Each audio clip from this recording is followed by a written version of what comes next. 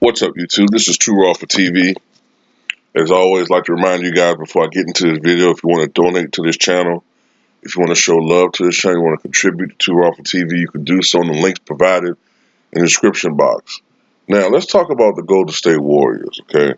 And this is a topic that I saw on First Take today, being whether or not if the Golden State Warriors are going to miss the playoffs next year. Now, I saw that both Max Kellerman and Stephen A. Smith both passionately agreed in the negative as far as whether or not the Warriors will miss the playoffs. They don't believe that the Warriors will miss the playoffs in any circumstance whatsoever. Both of them pretty much said that as long as they have Stephen Curry, they have a chance. I'm of the opinion that, and it's not going to be a popular one, I'm of the opinion that it is possible they can miss the playoffs. It's not likely, but it's possible. Gotta remember something.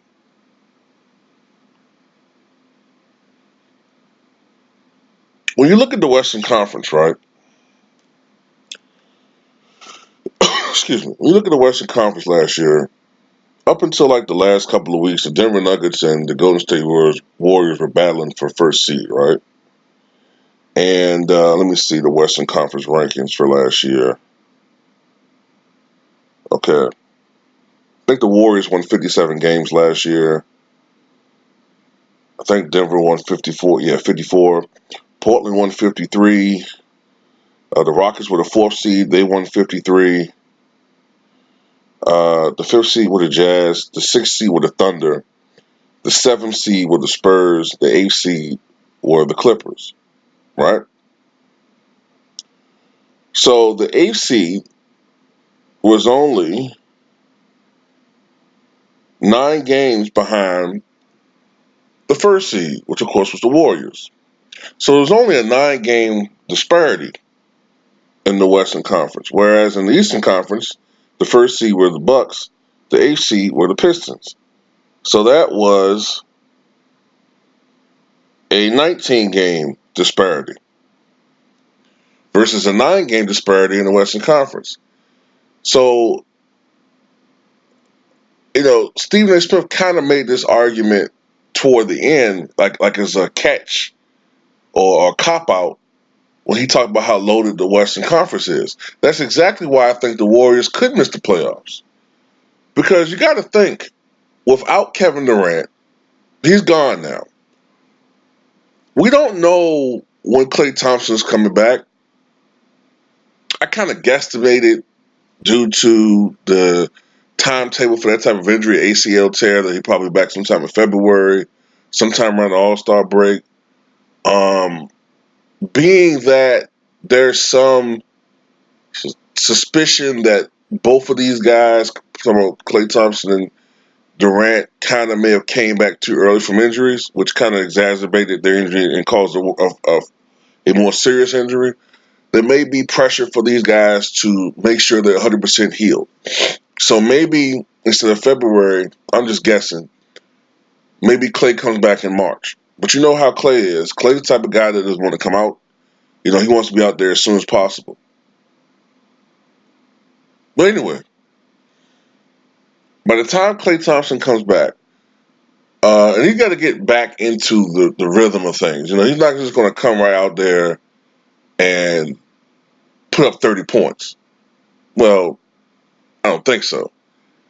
So, like I said, they're not going to have Klay for most of the season. Then you don't have Andre Iguodala anymore. Andre Iguodala was getting older, but we still saw that Andre Iguodala was a valuable piece of this team. Okay? Then, of course, it's looking more and more likely that DeMarcus Cousins, I'm just looking at the signings that the Warriors are making, it's looking more and more likely that DeMarcus Cousins may not be a part of this team. So, you do have D'Lo, D'Angelo Russell. You have some added pieces I saw that they have.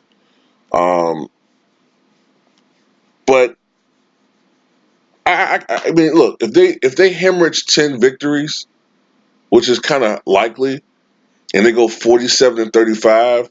Not saying everything's going to be the same as it was last year with the rankings, but as you saw, if they went 47-35 this year, they missed the playoffs.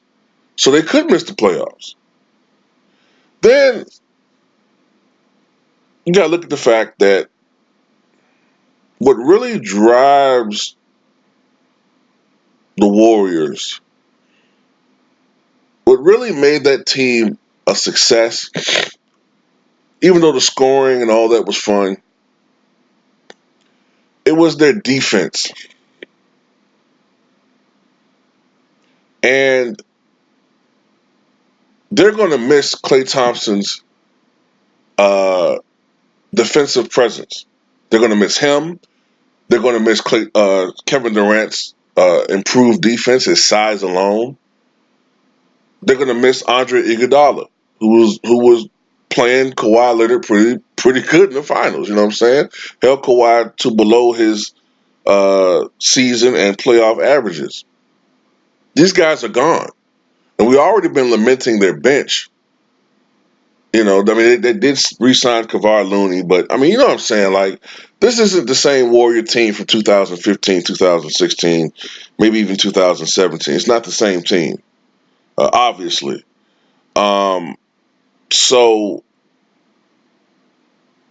yeah, I kind of see this team basically winning by until they get right and people come back. Yeah, they do have Draymond Green, but he's going to have to shoulder a bigger burden of the offense. And we've seen that as great a facilitator as Draymond Green is, and as great a competitor as he is, he's very inconsistent offensively. He doesn't seem like he can give you more than, on average, 11 or 12 points per game. You know, asking him to give you 15 plus points per game or more is kind of pushing it. So it's going to be a lot of the burden offensively on Stephen Curry. And then you got to look at the fact that Steph Curry himself, he's had some history of injury issues. I mean, he's not so bad to the point he's injury prone like Derrick Rose or Andrew Toney or Jerry West or something like that. But he tends to have little knick-knack injuries where he misses, you know, 10 or 12 games a season or some shit like that, which for a team that doesn't have the luxury that they've had before of being so loaded, they can't afford. They cannot afford to lose Stephen Curry for any stretch of time this season coming up.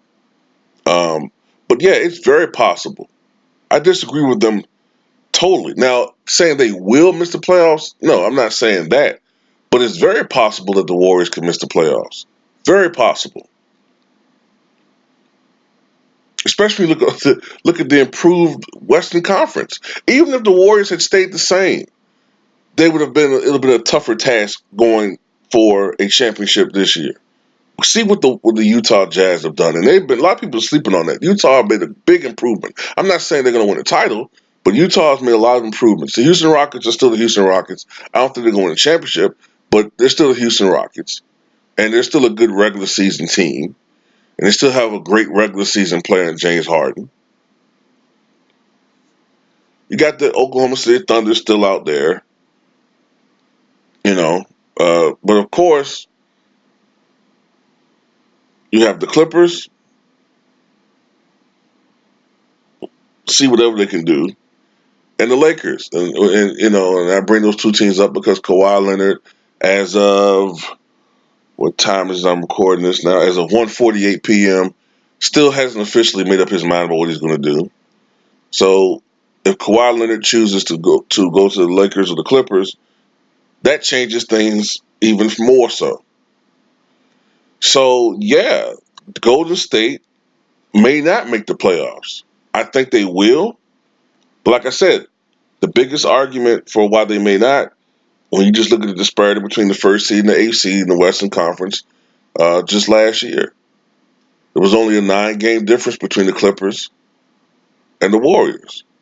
So yeah, I mean, I can conceivably see the Warriors not winning 50 games.